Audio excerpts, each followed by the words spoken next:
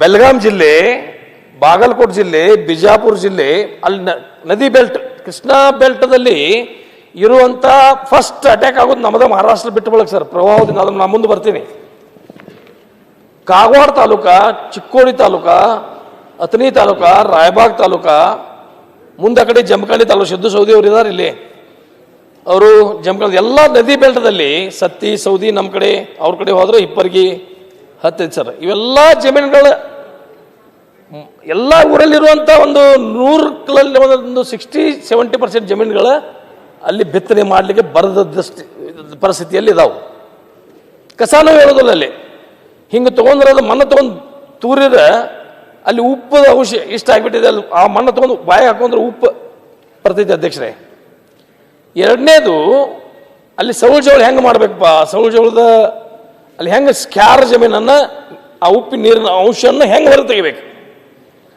ಅದು ಒಂದು ಪೈಪ್ಗೆ ಮುಂದೆ ಒಂದು ಕವರ್ ಇರ್ತೈತೆ ಸರ್, ನೀರು ಮಾತ್ರ ಅಷ್ಟೇ ಹೋದೈತೆ ಅಲ್ಲಿಂದ. ಅದು 3 ಫೂಟು 4 ಫೂಟು ಭೂಮಿಯಲ್ಲಿ ಹಾಕಿದ್ದಾದ್ರೆ 50 ಫೂಟಿಗೆ ಹಾಕಿ ಒಂದು ಮೇನ್ ಡ್ರೈನ್ ಕೂಡಿಸಿ ಅದನ್ನು ಎಲ್ಲಾದರೂ ಔಟ್ಲೆಟ್ ಮಾಡಿದ್ದಾದ್ರೆ 2-3 ವರ್ಷದಲ್ಲಿ ಆ ಸೌಳು ಜೋಳ ಭೂಮಿ ಫಲವತ್ತಾಗಿ ಮತ್ತೆ ಬೆಳೀಲಿಕ್ಕೆ ಈ ನಾವು ಉದಾಹರಣೆಗಳು ಮಾಡಿದ್ದೀವಿ. ಒಂದೊಂದು ಊರಿಗೆ ಊರು ತಗೊಂಡು ಅಲ್ಲಿ ಸೌಳು ಜೋಳ ಮಾಡಿದ ನಂತರ ಅಲ್ಲಿ ಮೊದಲು ಕಬ್ಬು ಪ್ರತಿ ಎಕರೆಗೆ 20-30 ಟನ್ನು ಬರ್ತಾ ಇರಲಿಲ್ಲ. ಈಗ ಅಲ್ಲಿ ಸೌಳು ಜೋಳ ಮಾಡಿದ್ರಿಂದ 50-60 ಟನ್ನ 70ವರೆಗೆ ಕಬ್ಬನ್ನು ಬೆಳೀತಾ ಇದ್ದೀವಿ. ಇದು ಒಂದು ತಿಳ್ಕೊಳ್ಳಿ ಅಧ್ಯಕ್ಷರೇ. ಇದನ್ನು ಮಾಡದೇ ಹೋಗಿದ್ರೆ ಅಲ್ಲಿ ಒಂದು 7-8 ಜಿಲ್ಲೆಗಳಲ್ಲಿ ಆ ಭೂಮಿನ ಎಲ್ಲ ಬರಡಾಗಿ ಹೋಯ್ತಂದ್ರೆ ಬದುಕುದು ಹೆಂಗೆ, ಜನ ತಿನ್ನೋರು ಹೆಂಗು, ಅನ್ನವನ್ನು ಹೆಂಗೆ ಉತ್ಪಾದನೆ ಮಾಡೋದು. ಇದು ಸರ್ಕಾರಕ್ಕೆ ಒಂದು ಬಹಳ ಪ್ರಮುಖವಾದಂಥ ವಿಷಯನ ಒಂದು ಗಮನದಲ್ಲಿ ತೆಗೆದುಕೊಂಡು ಇದಕ್ಕೆ ಏನಾದರೂ ಚಿಂತನೆ ಮಾಡಬೇಕು ಅನ್ನುವಂಥದ್ದು ನನ್ನ ಒಂದು ಬಯಕೆ. ಇಲ್ಲಿದ್ರೆ ನಮ್ಮ ಜನ ಅಲ್ಲಿ ನಾಳೆ ಅನ್ನನ ಸಿಗೋದಲ್ಲ. ಈಗಾಗಲೇ ಕೆಲವು ಜನ ಆ ಭಾಗದಲ್ಲಿ ನಮ್ಗೆ ಈಗ ಒಂದು 20 ವರ್ಷದಿಂದ ಒಂದು 30 ಹಳ್ಳಿಗಳನ್ನು ಮಹಾರಾಷ್ಟ್ರಕ್ಕೆ ಕೂಡಿಸಿ ನಮ್ಮನ್ನ ಆತ ಹೋರಾಟ ಮಾಡಿದ್ರು. ಅದು ಅವಾಗ ಸರ್ 20-30 ವರ್ಷದಿಂದ. ಯಾಕೆ ಅವಾಗ ಅದು ಮಹಾರಾಷ್ಟ್ರಕ್ಕೆ ಕೂಡಿಸ್ರಿ ನಮ್ಮನ್ನ ಅಂದರೆ ನಮ್ಮಲ್ಲಿ ಇಲ್ಲಿ ನಮಗೆ ಸೌಲಭ್ಯಗಳು ಸಿಗ್ತಾ ಇಲ್ಲ, ನಾವಿಲ್ಲಿ ಭಾಳ ವಂಚಿತರಾಗಿದ್ದೀವಿ, ನಮ್ಮನ್ನು ಮಹಾರಾಷ್ಟ್ರಕ್ಕೆ ಕೂಡಿಸ್ರಿ ಅಂತೇಳಿ ಹೋರಾಟವನ್ನು ಮಾಡಿದಂಥ ಉದಾಹರಣೆಗಳನ್ನು ಇದಾವೆ ಅಧ್ಯಕ್ಷರೇ. ಈಗ ನಾವು ಅದನ್ನು ಸ್ವಲ್ಪ ಕಡಿಮೆ ಮಾಡಿ ಆ ಜನ ಇಲ್ಲೇ ಇರಬೇಕು ಅನ್ನುವಂಥ ಒಂದು ಭಾವನೆಗೆ ಬಂದಿದ್ದಾರೆ. ಎರಡನೇದು, ನಮ್ಮ ಕಡೆ ಭಾಗದಲ್ಲಿ ಅಲ್ಲಿ ಬಿಜಾಪುರ ಸಮೀಪ ಹೋಗುವಂಥ ಕೊಟ್ಟಲ್ಗಿ, ಕಕಮಾರಿ, ಐಗಿಳಿ ಈ ಜನ ಕೆಟ್ಟೋ ಜನ ಗೋವಾ, ಮಹಾರಾಷ್ಟ್ರದಲ್ಲಿ ಬಾಂಬೆ ದುಡಿಲಿಕ್ಕೆ ಹೋಗ್ತಾ ಇರುವಂಥದ್ದು. ನಾವು ವೋಟರ್ಸ್ ಹೇಳಿದಾಗ ಸರ್, ಚುನಾವಣೆ ಬಂದಾಗ ಅವ್ರನ್ನೆಲ್ಲ ಮಹಾರಾಷ್ಟ್ರದಿಂದ ಕರೆಸಬೇಕು ವೋಟಿಂಗ್ ಮಾಡಿಸ್ಲಿಕ್ಕೆ. ಈ ನಮ್ಮ ಪರಿಸ್ಥಿತಿ ಇದೆ ಇವತ್ತಿನ ದಿವಸ.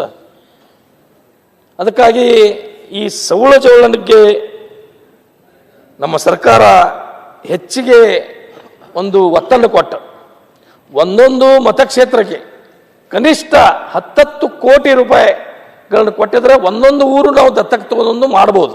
ಒಮ್ಮೆ ಎಲ್ಲ ನನಗೀಗ 50 ಹಳ್ಳಿ ಬರ್ತಾವೆ, 50 ಹಳ್ಳಿಯಲ್ಲಿ ಸೌಳು ಜೋಳದೆ ಒಂದು 20-30 ಹಳ್ಳಿ ಬರ್ತಾವೆ. ನೀವು 2 ಕೋಟಿ ಅಥವಾ 1 ಕೋಟಿ ಹಣವನ್ನು ಕೊಟ್ಟಿದ್ದಾದ್ರೆ ಅಗ್ರಿಕಲ್ಚರ್ದಿಂದ ಡಿಪಾರ್ಟ್ಮೆಂಟ್ದಿಂದ ಒಂದು ಊರು ಮಾಡೋಕ್ಕಾಗಲ್ಲ. ಅದು ನಾವು ದೇವರಿಗೆ ನೈವೇದ್ಯ ಮಾಡ್ತೀವಲ್ಲ ಸರ್, ಸುಮ್ಮನೆ ದೇವರೇನು ತಿನ್ನೋದಲ್ಲ, ಹಿಂಗೆ ಮಾಡ್ತೀವಲ್ಲ, ಹಂಗೆ ಆದಂಗೆ ಆಗ್ತೈತೆ ಅದು. ಅದಕ್ಕೆ ಒಂದೊಂದು ಮತಕ್ಷೇತ್ರಕ್ಕೆ 10 ಕೋಟಿ ಪ್ರತಿ ವರ್ಷ ಕೊಟ್ಟದ್ದಾದ್ರೆ ಮಾತ್ರ ಈ ಸೌಳು ಜೋಳ ಆಗಿ ನಮ್ಮ ಉತ್ತರ ಕರ್ನಾಟಕಕ್ಕೆ ಬಹಳ ಪ್ರಮುಖವಾದಂಥ ಈ ಸಮಸ್ಯೆಯನ್ನು ಬಗೆಹರಿಸದೆ ಹೋದರೆ ಮುಂದಿನ ದಿನಮಾನದಲ್ಲಿ ನಾವು ಅಲ್ಲಿ ಬದುಕಲಿಕ್ಕೆ ಸಾಧ್ಯನೇ ಇಲ್ಲ ಅನ್ನುವಂಥ ಮಾತನ್ನು ಈ ಸಂದರ್ಭದಲ್ಲಿ ಹೇಳಲಿಕ್ಕೆ ಬಯಸ್ತೀನಿ. ನಾನು ಕೃಷಿ ಮಂತ್ರಿಗಳಿಗೆ ಭೇಟಿಯಾದಾಗ ಮುಖ್ಯಮಂತ್ರಿಗಳ ಗಮನಕ್ಕೂ ತರ್ರಿ ಅಂತ ಹೇಳಿ ನಾನು ಒಂದು ಈ ಸಂದರ್ಭದಲ್ಲಿ ನಮ್ಮ ಬೆಳಗಾವಿ ಜಿಲ್ಲೆ, ಬಿಜಾಪುರ, ಬಾಗಲಕೋಟೆ ಎಲ್ಲ ಕೃಷ್ಣಾ ಬೆಲ್ಟದ MLAಗಳು ಕರೆದು ಒಂದು ಕೃಷಿ ಮಂತ್ರಿಗಳನ್ನು ಒಂದು ಸಭೆ ಮಾಡಿ ಆ ಸಭೆಯಲ್ಲಿ ಸಂಪೂರ್ಣ ಅದರ ಬಗ್ಗೆ ಚರ್ಚೆ ಮಾಡಿ ಒಂದು ಏನಾದರೂ ಇತ್ಯರ್ಥ ಮಾಡಬೇಕು ಅನ್ನೋಂಥ ವಿಚಾರವನ್ನು ಸರ್ಕಾರದ ಮೇಲೆ ಒತ್ತಡವನ್ನು ಹಾಕ್ತಾ ಇದ್ದೀನಿ ಸರ್. ಇವತ್ತು ಸರ್ ನಮ್ಮಲ್ಲಿ ಯೋಜನೆಗಳು, ನೀರಾವರಿ ಯೋಜನೆ, ಡ್ಯಾಮ್ ಕಟ್ಟು ಯೋಜನೆಗಳು, ಒಂದೊಂದು ಯೋಜನೆಗಳು ಪ್ರಾರಂಭ ಆಗಿ ಮುಗಿಲಿಕ್ಕೆ 10 ವರ್ಷ 20 ವರ್ಷ 30 ವರ್ಷಗಳು ಆದದ್ದು. ಒಂದೊಂದು ತಲೆಮಾರ ಅವ್ರು ಏನೂ ಲಾಭ ಪಡೆದನ್ನು ಹೋಗಿಬಿಟ್ರು ಸರ್. ನಮ್ಮ ಹಿಪ್ಪರಗಿ ಡ್ಯಾಮ್ ಪ್ರಾರಂಭ ಆಗಿ ಮುಗಿಲಿಕ್ಕೆ 77ರಲ್ಲಿ ಪ್ರಾರಂಭ ಆದದ ಅಧ್ಯಕ್ಷರೇ. ದೇವೇಗೌಡರು ಆಮೇಲೆ 83ರಲ್ಲಿ ಬಂದ ಬಳಿಕ ಒಂದು ಸ್ವಲ್ಪ ಚಾಲನೆಯನ್ನು ಕೊಟ್ಟಿರೋದು. ಹೆಪ್ಪರಿಗೆ ಬ್ಯಾರೇಜ್ ಶುದ್ಧು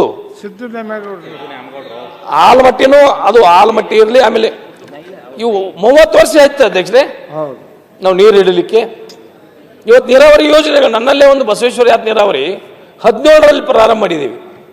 ಈಗ ಮೊನ್ನೆ ಒಂದು 4 ತಿಂಗಳ ಹಿಂದೆ ನೀರನ್ನು ಒಂದು 50% ನೀರನ್ನು ಒಗ್ಸಿದ್ದೇವೆ. ಇನ್ನೂ 50% ಕೆಲಸ ಆಗಿದೆ. ನಿನ್ನೆನೇ ಮುಖ್ಯಮಂತ್ರಿಗಳು ಸಭೆ ಕರೆದು ಅದಕ್ಕೊಂದು ಚಾಲನೆಯನ್ನು ಕೊಟ್ಟಿದ್ದಾರೆ.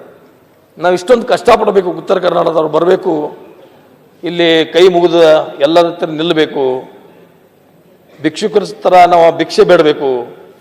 ಅವಾಗ ನಮಗೇನೋ 100 ಸಲ ಬಂದು ಭಿಕ್ಷೆ ಬೇಡಿದಾಗ ಒಂದೇನೋ ಒಂದು 10 ಪೈಸೆನೋ 20 ಪೈಸೆನೋ ಹಾಕ್ತಾರೆ ನಮ್ಮ ಹುಡುಗ್ಯಾಗ ಸರ್. ಈ ಪರಿಸ್ಥಿತಿ ನಮ್ಮ ಉತ್ತರ ಕರ್ನಾಟಕದ MLAಗಳದಾಗಿದೆ. ಯಾಕೆಂದರೆ ನಾವು ಬೆಂಗಳೂರಿಗೆ ಬಂದರೆ ನಾನು ಒಮ್ಮೆ ಮೊನ್ನೆ ಹಿಂದೆ ಒಂದು 3-4 ತಿಂಗಳಿಂದ ಸ್ವಲ್ಪ ಮಾತಾಡಿದ್ದೆ ಸರ್. ಅವಾಗ TV ಮಾಧ್ಯಮದವರು ಇವರು ಶಾಸಕ ಪಕ್ಷದ ತಮ್ಮ ಸ್ವಂತ ಪಕ್ಷದ ಆಡಳಿತ ಪಕ್ಷದ ಶಾಸಕರಾಗಿ ಸರ್ಕಾರದ ವಿರುದ್ಧನೇ ಮಾತಾಡ್ತಾರೆ ಅನ್ನೋಂಥ ಕೆಲವು ವಿಷಯಗಳು ಬಂದು ಸರ್. ನಾನೇನು ಸರ್ಕಾರದ ವಿರುದ್ಧ ಆಗಿ ಏನೇನು ಮಾತಾಡಲಿಲ್ಲ. ಅಧಿಕಾರ ಚುಕ್ಕಾಣಿ ಸರಿಯಾಗಿ ಆಗಬೇಕು, ಅಧಿಕಾರಿಗಳು ಪಾರದರ್ಶಕವಾಗಿ ಕೆಲಸ ಮಾಡಬೇಕು. ಅಧಿಕಾರಿಗಳು ಒಂದು ಕೆಲಸ ಅಧ್ಯಕ್ಷರೇ ಟೆಂಡರ್ ಆಗಿ ಅದು ಕೆಲಸ ಮುಗಿಲಿಕ್ಕೆ ಎಷ್ಟು ದಿವಸ ಬೇಕು, ಉಳಿದ MLAಗಳು ನನಗೆ ಗೊತ್ತಿಲ್ಲ ಎಷ್ಟು ದಿವಸನಾಗ ಮುಗಿಸ್ತಾರೋ. ನಮ್ಮಲ್ಲಿ ಅನ್ಕ 2 ವರ್ಷ 3 ವರ್ಷ 4 ವರ್ಷ ಆಗಲಾಗತೈತಿ. ಒಂದು ಚೇಂಜ್ ಆಫ್ ವರ್ಕ್ ಮಾಡಬೇಕಾದ್ರೆ ಸರ ಚೇಂಜ್ ಆಫ್ ವರ್ಕ್ ಆಗಿ ಅಪ್ರೂವಲ್ ಆಗಿ ಬೆಂಗಳೂರಿಗೆ ಹೋಗಿ ಮತ್ತು ಇಲ್ಲಿಂದ AWE ಎಜುಕೇಟೆಡ್ ಇಂಜಿನಿಯರ್ ಜಿಲ್ಲಾ ಆಡಳಿತದಿಂದ ಸರ್ಕಾರಕ್ಕೆ ಹೋಗಿ ಬರಬೇಕಾದ್ರೆ 2 ವರ್ಷ ಬೇಕು. ಕೆಲವು ಕೆಲಸಗಳು ನಾವು ಈಗ ತೊಗೊಂಡು ನಾವೇನು ಮುಂದಿನ ಸಲ ಹೋಗಿಬಿಟ್ಟಿರ್ತೀವಿ ಸರ್. ಬೇರೆ MLAಗಳು ಕೈ ಹಿಡಿಯುವಂಥ ಪರಿಸ್ಥಿತಿನೂ ಉದ್ಭವ ಆಗುವಂಥದ್ದು ಇದೆ ಅನ್ನುವಂಥ ಮಾತನ್ನು ಇಲ್ಲಿ ಹೇಳಿಕ್ಕೆ ಬಯಸ್ತೇನೆ ಸರ್. ಯೋಜನೆಗಳು ಈಗ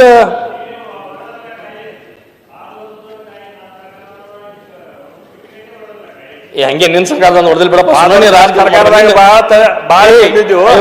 ಅವನ್ನೆಲ್ಲ ನೀವು ಹೊಡೆದ್ಕಾಯಿ ಹಂಗೇನಾಗಿಲ್ಲ. ನಾವು ಈಗ ಹೊಡಿತಾ ಇದೀವಿ. ನಿಮ್ಮ ಕಾಲದಲ್ಲಿ ಆದದ್ದು ಕೆಲಸ ನೀವು ಹೊಡೆದಿದ್ದೀರಿ. ನಿಮ್ಮನ್ನ ತಗೊಂಡು ಮಾತಾಡ್ತಾ ಇದ್ದೀರಿ, ಮತ್ತೆ ನನಗೆ ವಿರುದ್ಧ ಮಾಡ್ತಾ ಇದ್ದೀರಲ್ಲಪ್ಪ. ನೀವು ನಿಮ್ BJP ಇದವ್ರನ್ನು ತಗೊಂಡು ನಿಮಗೂ ಸಪೋರ್ಟ್ ತುಂಬಾ ಚೆನ್ನಾಗಿ ಮಾತಾಡ್ತಿದ್ದೀರಾ.